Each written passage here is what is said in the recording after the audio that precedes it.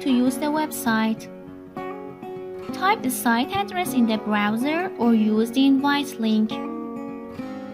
If you have already registered, enter the login page and then enter your information. First, enter your username or email and then enter your password. Now click on Login. Otherwise, enter the registration menu.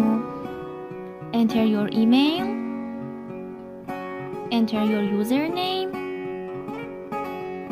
enter your password, repeat your password and then sign up.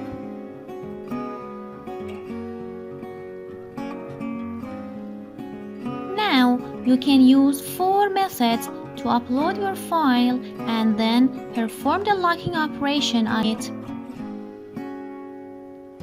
In the first method, you can select your file from your computer or your mobile phone.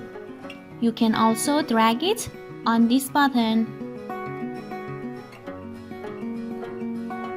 The second method is to use the link option. The third one is to use the Google Drive option.